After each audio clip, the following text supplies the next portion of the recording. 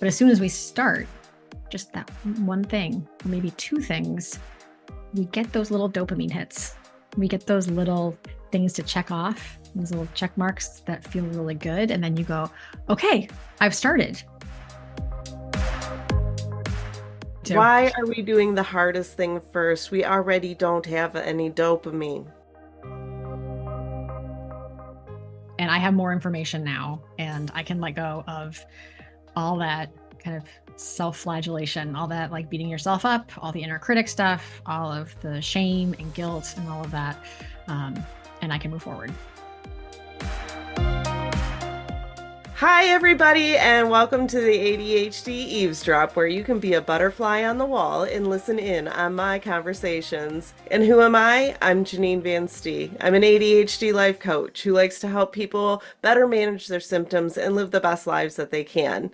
Today on the show, we have Dr. Anna Burns, and I'm so excited to have her. She is just, I could tell just doing research on her how much knowledge she has, and I'm so excited to hear the things that she's going to talk to us about. So welcome, Anna. Tell us about yourself. Well, thank you, Janine. This is exciting to be here. I love talking about all things ADHD, so this is really fun. I'll tell you a little bit about my backstory. I was diagnosed after my son was born in 2020, so I was 39 then. May 2020, my son was born. COVID, I had just started my virtual physical therapy practice. I've been a pelvic health physical therapist since 2010. And all of that hit once, and all of a sudden I was a business owner too, and my capacity for my brain to be able to keep up with that just went out the window. And I kept thinking, gosh, this should be not as hard. Like I kind of feel like I missed a parenting gene. Like I knew I really wanted a kid, and I was so excited when he got here, and then my brain stopped. And I was trying so hard just to get through the days, just to figure out what to do next. I was looking at my house and seeing everything that needed to be done, yet really not having the energy, the drive, the desire to do any of it. I was having difficulty with the not fun things of owning a business, like all the admin work and my PT notes, which is not new. Like if you know me as a PT, I've always been behind on my notes, which was a sign of ADHD before I even knew that that was a thing. So once I just remember talking to my therapist early on after my son was born. I had been on anti-anxiety meds. I had been on antidepressants for, I guess, since I was 18, off and on. And I just remembered like talking to her and saying, I should not be struggling this hard. Like for what I'm doing weekly therapy. I didn't even take a week off when I had my son because it was all virtual. So that was great. So I've been with her for years. I've, been on, specific meds, especially, I talked to someone before I got pregnant to see what I could stay on and what I couldn't. And I was like, you know what? I'm doing all this stuff and this should feel better. I should not be struggling this hard to get through my day. Because if everybody else who has kids is struggling this hard, they wouldn't have another. And, we kind of just were trying to figure it out. And my sister, who also was late diagnosed after her son was tested and diagnosed, gave me this book called, I actually have it right here, Women with Attention Deficit Disorder by Sari Solden. And I remember I still have all of the flags and post-it notes and the notes because I just wanted to underline everything because all of a sudden that missing piece really was validating. I was like, oh my gosh, this is why things are so hard. This is how my brain works. And so I'll spare you all the insurance reasons, but it took me a while to get an actual testing to get diagnosed. So that took a couple of years. And I wasn't able to start a stimulant medication until about a year ago. So it's been a journey. But meanwhile, I have just fallen passionately in love with helping women like ourselves who have ADHD live our best lives, make our worlds fit our brains instead of struggling to make our brains fit in the neurotypical world. And I'm finding as a coach, just the smallest little changes that one makes in a routine or a daily life can make all the difference in the world. And Absolutely. yeah, and it's amazing when you start seeing those light bulbs go off. And I think, I think a lot of people kind of think like, oh, well, it's ADHD and you can't do anything about it other than take medication. And that's not true. There are so many things that we can do to improve our lives, to make things easier, and just to feel happier and more joyous and have, just be more present in life. Absolutely. And like, I don't know about you, but what I've realized with coaching is it's not about that one thing. It is about that one thing, but there's a lot of other things that might not work. But what it is about that one thing that does work is now we know something about what does work and we can build on that and build on that. And that's what's really exciting because then it's like, okay, why is this working right so well? Why is, and how do we continue that? So it's Right. exciting. Where else can we apply that knowledge in other parts of your life, right? Absolutely. Um, Well, and I was reading one of your blogs where you were talking about a client who wasn't opening her mail. yeah, It exactly. just got overwhelmed and she just started doing it while she was watching TV. Seems like such a very small thing, right? But it's the idea that you can find ways around those things that are Exactly. holding you up. Exactly. And then it becomes less of a mental barrier and more of like, oh, this is my time. I get to do this. It's Exactly. not I going to take have to me. open the mail and I get to do it while I'm watching TV. So Exactly. And if I do it more often, it's not going to take so long. And then I'm not going to be overwhelmed and paralyzed. absolutely. And learning that process of how to find those strategies is so important. Differences. You Exactly. mentioned something that really caught my ear, and that is that you were late diagnosed and that you work with women in general who have been late diagnosed, right? I will work when they have diagnosis at any point in their life, but I am finding that so many of the late diagnosed women are finding their way to me. Yeah, for sure. Yeah.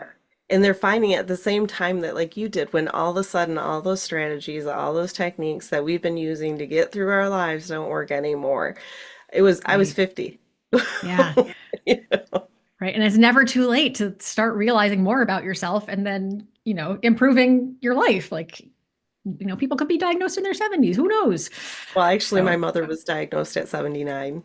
there you go. There you go. It's amazing. It's amazing. Yeah, we had to start tracking back in the family because it's like my son and my daughter and I do, but my husband does as well, so our whole family does. Yeah. But looking at my mom, I'm like, oh, that explains so much. Right. Exactly. And you just thought it was mom all these years, being her quirky self, right? Well, and for her, her final tipping point, and I really do believe that people who get diagnosed later in life are people who have had extraordinary coping skills or supports that have helped keep them on track. And what happened with my mom is my father passed away, Mm-hmm. and he had been that rail man, keeping her Right. on the Yeah. rails, and that's when it fell apart. So it's just a lot of times we're so intelligent. People with ADHD are very intelligent people. You have actually there are studies that show that ADHD is pretty much distributed evenly across IQ. So it doesn't, like there's lots of smart ones, there's lots of ones that struggle, just like everybody else.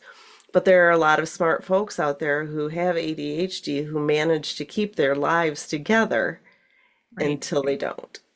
Exactly. And that was my story. Like growing up, I was academically talented. I was always, the top grades. I worked really, really hard. Maybe I didn't have to work so hard, but that's beside the point. And so there was never really a discussion of something like ADHD. I did have one time where I was kind of tested around like 99, 2000 when I first started college.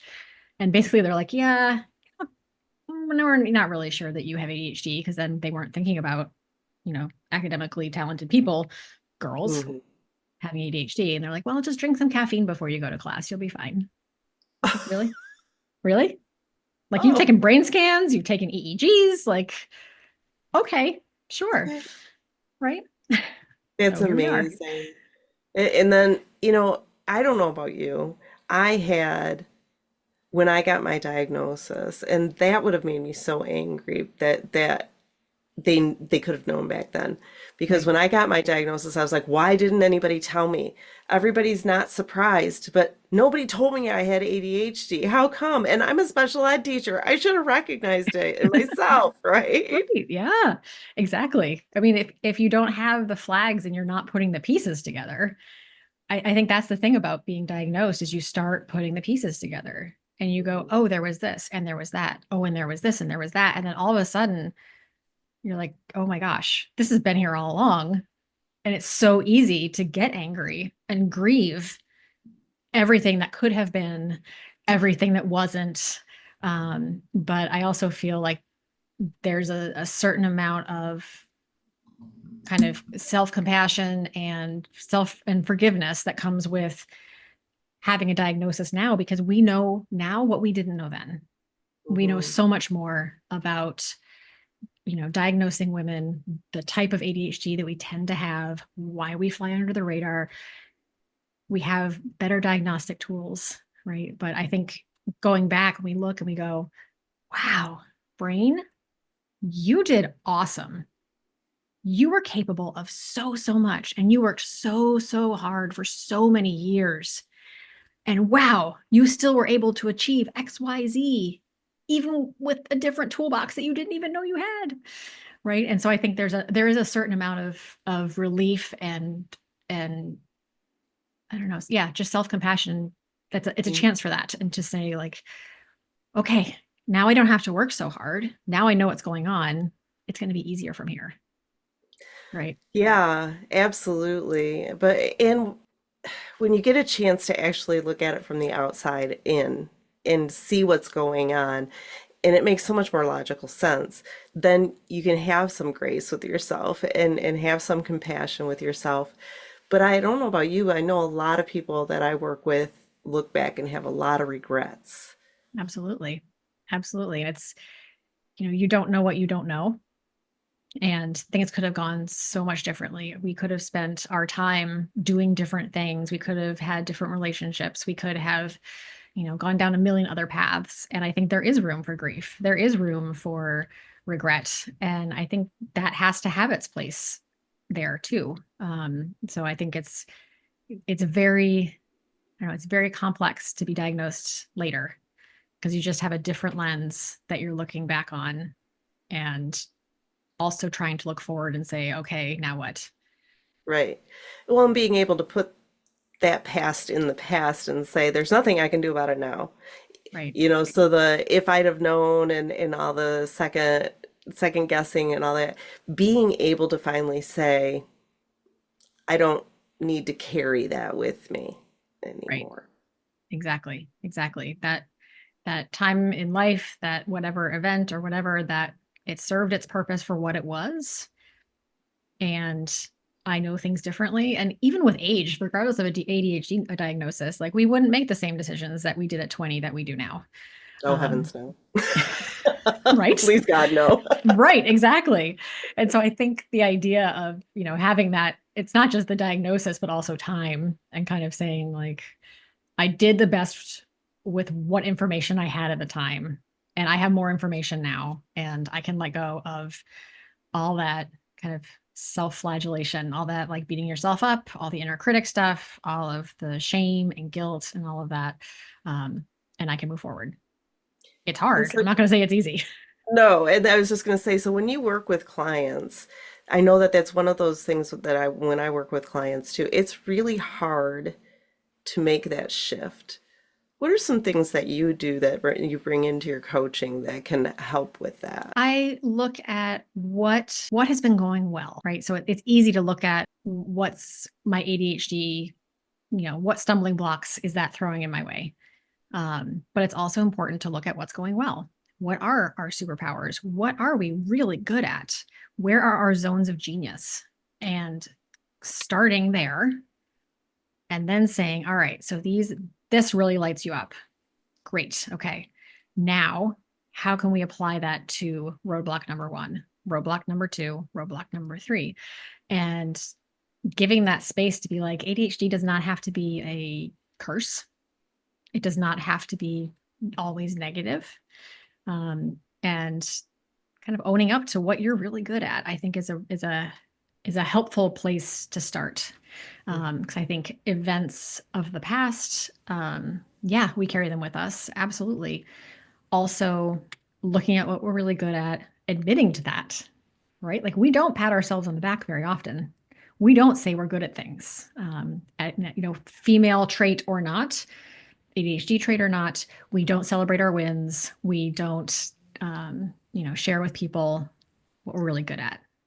Well, and even unfortunately, I think a lot of us speak negatively to ourselves. Not only do we not like, acknowledge our successes and share those successes, but we beat ourselves up with our own words. And I'm a really strong believer in using the words that you would use for a person that you love when you Exactly. speak to yourself. Yeah, It's really hard to do sometimes, though. it is. It is. I also sometimes have clients find a picture of them as a child.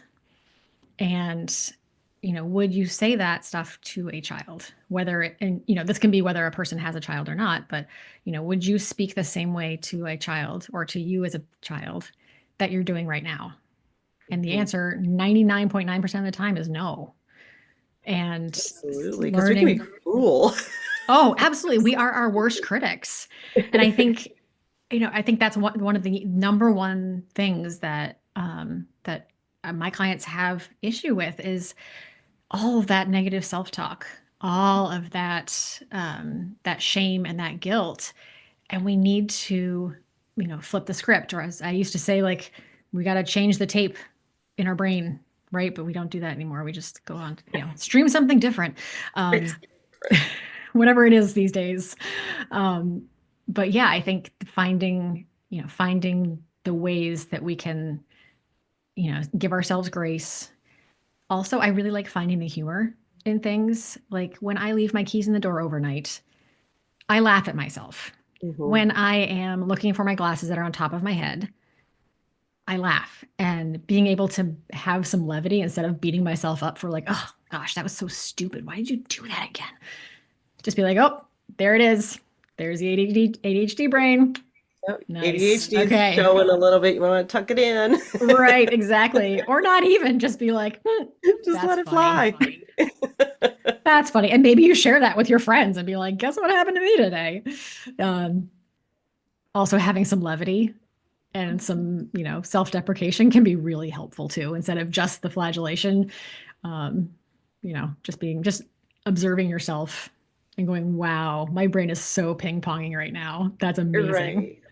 Well, and realizing it's not that serious. So, because we tend to exaggerate the importance of some things, Sure.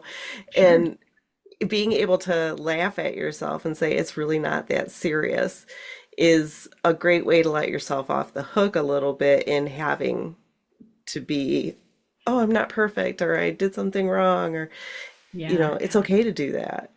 absolutely. And we spend so much of our life masking and pretending we're neurotypical. And I think it's all that comparison to everybody else. Like, oh, well, someone so and so wouldn't do that, or oh, they have their life together, or they're not definitely not struggling hard with clutter or with their time management. Like they look like they can do everything with a smile on their face, and that's where we get really, really run down from an Yeah. ADHD perspective. Is when we're like, oh, why can't my brain work like that?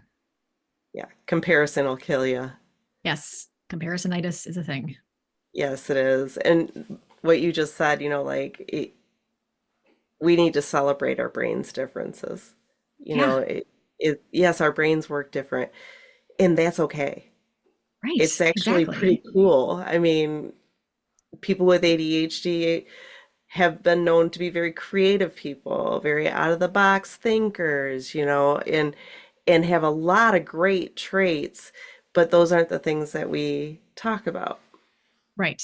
Exactly. They're kind of the things we hide, or we find ourselves in different lines of work that don't necessarily utilize that. I will say that entrepreneurship is very closely related with ADHD because we are creative people. We have these out of the box ideas. We want to do things in a way that works with our brain, even though maybe we're not saying that.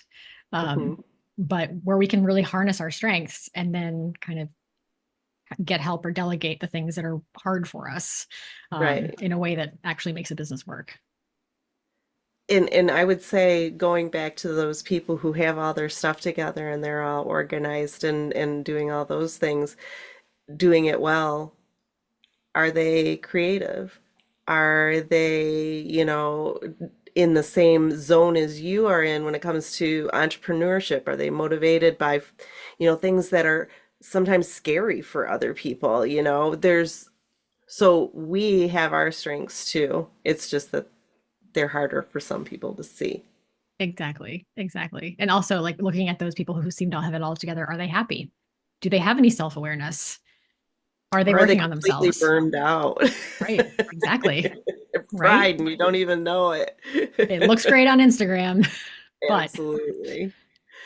Well, and talking about that, like that is another thing that our people, our ADHD folks, really beat themselves up about is organization yes. and being able to, get themselves organized in order to have their lives running what they would call smoothly, Mhm. or at least semi-smoothly, because a lot of us feel like we're on a roller coaster that has like nicks in the train tracks. Right. And you can't anticipate them. You just kind of react to them. So I know you do a lot of work with that, with helping people with their executive functioning in that organization and like everyday tasks like batching, doing large meal preps and stuff. So tell me more about that. Yeah. So I think there's a certain amount of trying to like, we get, when we have a big task, let's just talk about organization like your physical space. Let's just start with there and go from there. So if you go, I want to clean my house. I should clean my house. You have no idea where to start, and your brain just shuts down because it's paralyzed. There are too many options, there are too many choices. And so, really breaking things down into stupidly small pieces is so important to start giving you a little bit of motivation, to start giving you a little bit of progress. And then you start seeing, like, oh, I took the vacuum out and I plugged it in. Huh. And now I might even vacuum this rug. Start with those three steps, right? And figure out where you start. Or if you're gonna say I have to clean the whole house, pick one surface, pick one drawer, pick one thing that is bugging you to no end and start there. Because if you can start getting those quick wins, you're more motivated to keep going. With ADHD brains, task initiation is really hard. So it's so easy for us to sit on the couch and be like, oh, this house really, really needs to get cleaned. Or, wow, I'm really, really tired of all of that stuff on the kitchen island, that drop zone, wherever it is in your house. If we don't know where to start, we just sit there. But as soon as we start, just that one thing, or maybe two things, we get those little dopamine hits. We get those little things to check off, those little check marks that feel really good. And then you go, okay, I've started. And now I'm going to set a timer for 10 minutes. I'm going to see how much I can get done in 10 minutes. Okay, take a little break and then go back to it for 25 minutes. And now you've started and now you're doing the thing. And you might not have everything listed out one than the other, but at least you have a map. At least you have a place to start. And that way, you know that when you have to stop doing whatever you're doing, you know when you come back, what's next. So now you're not trying to figure out and make all those decisions all over again. So Absolutely. that's kind of one thing I do with like physical clutter. I think that can be really helpful to just have a map or to look at your calendar and say, all right, Monday, I'm going to tackle the junk drawer. Tuesday, I'm going to vacuum the rugs. Wednesday, I'm going to, do this. And that way you have a time in your day or your evening planned out and you don't feel like you have to do it all at once. Um, for example, I have a client who had a day off yesterday. So it was a 3-day weekend, depending on when this comes out. It was a 3-day weekend. She had that Monday off and she gave me this huge list of like, here are all the things I want to do on Monday because my nanny is here and I'm home. And I wrote it all down and I said, I love you dearly. However, this is more than one day. This is a whole weekend project. So we broke it down into small pieces and we said, okay, on Saturday, the baby naps from when to when. So you have a half an hour. What of these things can you get done in half an hour? And maybe there's another half an hour during that day. And so we started spreading things out over the weekend in little manageable pieces. And yesterday she sent me a text that said, I am now rewarding myself for all the work I did, like we talked about, because I blew through all those things in a weekend and still had time to be with my family and go to church and do other things like grocery shopping and laundry and be with my kids. So even just kind of breaking things down into little time chunks can be really, really helpful. Really helpful. Absolutely. If you Um, ever get a minute, you should check out my True to You to-do list on my YouTube page. I do a lot of breaking things down, picking the things. For me, I always I say take that task and rate it on a scale of 1 to 3. One being it's easy for me to do mentally, not mhm. how much time it's going to take, how much mental energy is it going to take you, and 3 being like that's going to take a lot for me. And then I have dopamine kickstarters. So before you even start your list, you do some exercise, do something to kickstart your dopamine. Then we do piggyback activities. So yeah, you'll have to check it out because it's a whole thing. But it's just a different way of working a list and keeping, like you said, that dopamine. And I always say, have you ever heard of eat the frog first? Yes. I am so opposed to that. I am Yeah. so opposed to that. Me too. Why are we doing the hardest thing first? We already don't have any dopamine, Right.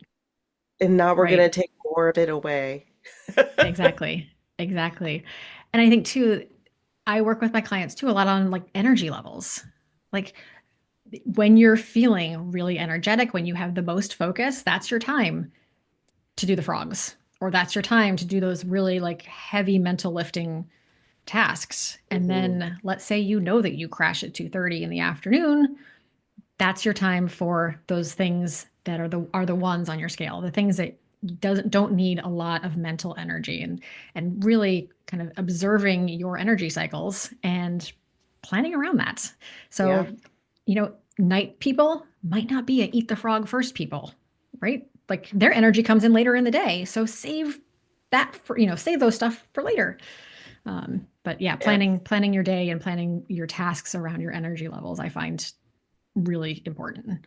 yeah, I do too, because like so many times we're sitting there and we have no energy, and that's about the time we're thinking, oh, I need to do this and do that and do this and do that, rather than when you're energized thinking, now's the time. Right. Exactly. Exactly. That's the stuff when you want to be getting lots done, not when you're wanting to be like, okay, now here's this giant project. And Great. sometimes for me, that's like 1 o'clock in the morning, Hmm. Yeah. Yeah. I mean, you know? I think owning your energy cycles and planning around those can make a huge difference. If you're not a morning person, that's not when to do your writing and your creative stuff and all the decision making, Right. right? Yeah. Exactly. And learning that about yourself is so important. Yeah. Um, so every time I do an interview with somebody, I ask them to give me a few topics. And there's one topic that I really want to make sure that we hit before we finish up, and that is the body doubling. Yeah. Tell us about the body doubling. I love this. So it is a productivity strategy where you are with someone either in the same room or virtually, and you both are working on your own things. So you're not working together, you're working kind of side by side. And it is amazing how much more one gets done when another person is there. It's like an accountability buddy. And so for me, I kind of do like the Pomodoro method. I do like, 20 minutes on, 5 minutes off, 20 minutes on, a little break. And it is amazing to see how much not only your focus improves, how much you get done in those quick spurts. And just by having other people around kind of keeps you, you know, keeps you accountable. Like we all Mhm. say, I have virtual body doubling sessions. And I always say in the beginning, what are you working on? And so everybody can talk about what they're working on. And then we can either show each other progress or talk about how it's going during break. And it's amazing to see like everybody kind of lifts each other up in that Mhm. way. And so like anybody on those calls or whatnot is gets improvement. I even think sometimes when I go to a library and all these other people are working, we're all kind of body doubling, I right? never thought about that. Yeah. You're right. Yeah. And because it's very quiet, right? So it's not, we can't just like sit there and chit chat. We usually go there for a specific purpose. And then there are other people around us and we see them working. So we stay focused on our work, kind of like button seat Absolutely. time, right? So, Yeah, I had never thought about that, but you are so right. And I was telling you earlier, I body double with a friend of mine frequently, and I find we can get so much done in such a short period of time. That's the yes, other thing is like it seems like you get things done faster. exactly. Yeah. I always say like tasks and time, like tasks are like a gas, like they expand to the volume of their container. And so if you have a completely unstructured day, you better believe that whatever that task that you need to do is going to take you that long. But if you say, oh my gosh, I only have 5 minutes to do this, you'll get it done. Right. Hmm. And so in those like kind of Pomodoro 25 minutes on, 5 minutes off, like, like just trying to blow through things. And yeah, I get a lot of like, I have been dreading this for 7 months. Why did it only take me 2 minutes? Right. Like you just got to Absolutely. do it. Yeah. Yeah, well, and it's just somehow easier. And like I don't know if there's been any scientific studies done about why. Um, I would love to learn the psychology behind Yeah. why it works because it is probably the number one best thing that you can use to get something done. I totally agree. And from what I've read, there is not a lot of research, or there's research and they just don't know why yet. Um, so I think that's so interesting that we have this thing that is amazing and works, and we have no idea why, but Right, and that it is does. one good thing that COVID brought us because for a lot of people, body doubling would have been like we have to do somebody I have to go to their house or they have to come to my house or whatever. And now you get on your phone. You can body Right. double for a half hour, like you want a body double? Sure. Having a buddy who you can do it with is really great. Absolutely. And I've had, people fold laundry while they're on the call. Some people like to chat. And so if I've got a chatty group, we'll chat while we do the things that we need to do, whether it's organizing, cleaning, whatever. Some people want to write and do, more quiet things. And if I've got that kind of group, we do that. But yeah, it's amazing to see like how much you can get done. And that's a great time to do those things that you don't want to do Mhm. because you'll Absolutely. you'll you'll do it and you might even So, have a little fun doing it. are your groups open to the public or how do you do your Yeah, groups?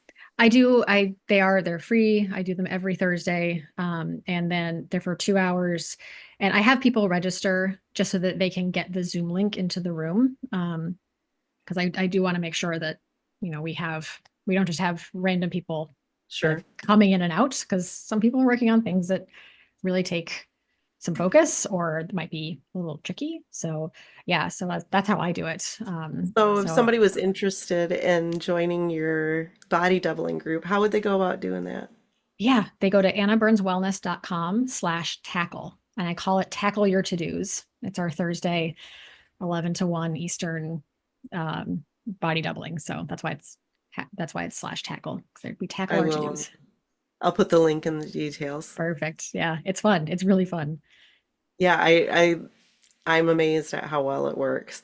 And my husband doesn't realize that I do it to him all the time because I know if he has something that he has to do, he's not going to ask me, but I'll sit in the room with him because Right. I know that he'll get it done and he doesn't know why. It's almost like magic. It is magic. It is truly magic. I find that I have a 4-year-old son, and like, and even then, like sometimes if he needs to, color something for school or whatever, like if I just sit in the room, I don't necessarily, I put the crayons out, I put his little worksheet out, and I just sit there. I don't, Mhm. I don't do it with him. I don't, do other things. I just sit there, and he eventually gets it done. So, Absolutely. And yeah. it's just, yeah, I do. I believe it's a magic trick that we need to use more of. Exactly.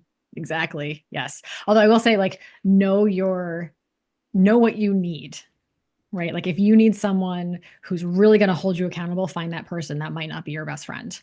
If you need silence, make sure that you are body doubling with people who also need silence. Or if Hmm. you need that social interaction, find someone where you can have that social interaction while you're doing the thing.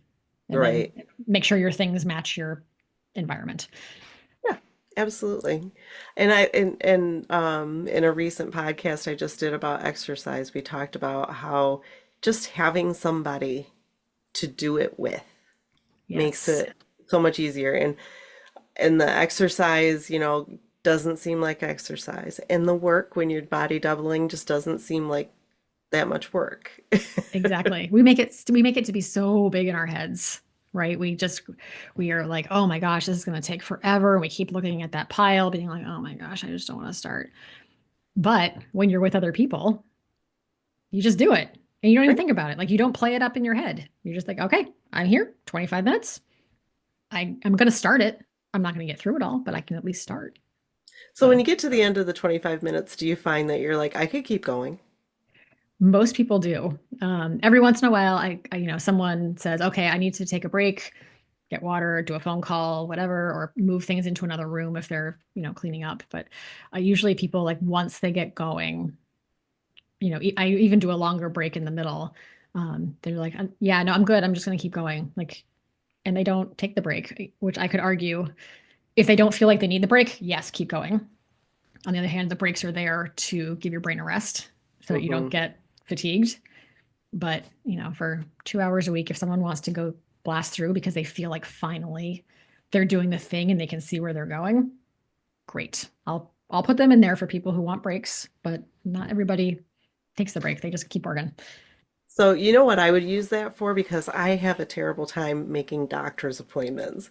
I would be like, Yes. I'm going to use this time to make doctor's appointments. Exactly. Exactly. Yeah, and batching those are like saying, okay, here are all of the appointments or phone calls that I need to make. I'm going to blast this out in 25 minutes. Hmm. And if you have to leave messages, that's fine. You've at least reached out. So, Yeah. Yeah. And I would prefer to leave a message. I have terrible phone anxiety, which is me just, too.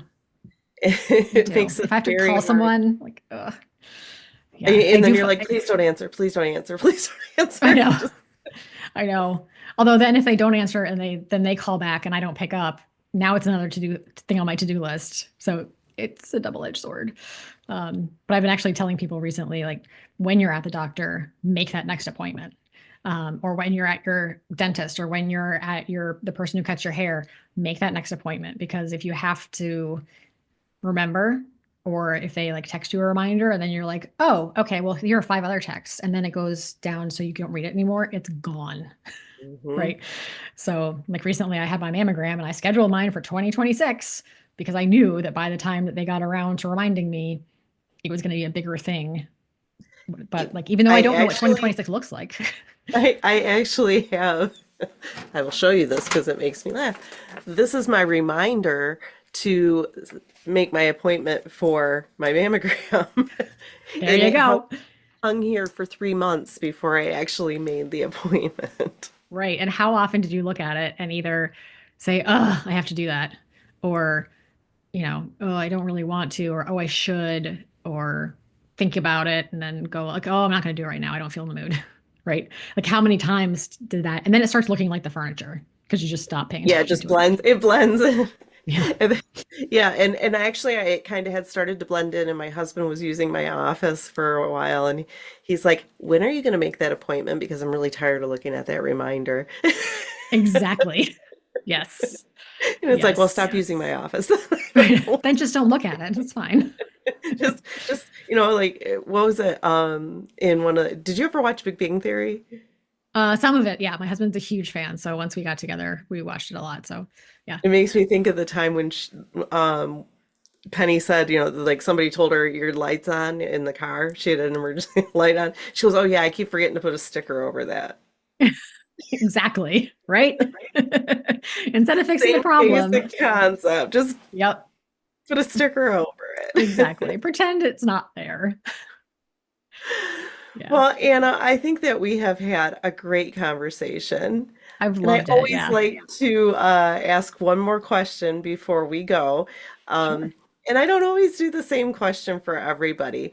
So my question for you today is, if you could give a gift to every ADHD person in the world, what would the gift be? I would say self-compassion, Mm, not a hack, not a tool, self-compassion, because I think that goes a very long way in making life more joyous and wanting to be more present. I couldn't have said it better. Awesome. Great answer. Thank you. So thank you again, Anna. I really appreciate you being on. I hope you had a good time. I loved it. I always love talking with other people who know about ADHD. So this is fun. Yes. It hardly seems like work. Right? And maybe we'll do it again sometime. Yeah, I would love to have you back on and we could cover more topics. absolutely. If our listeners enjoyed the content and enjoy what they've been hearing, they should subscribe and follow. And we'll see you next time.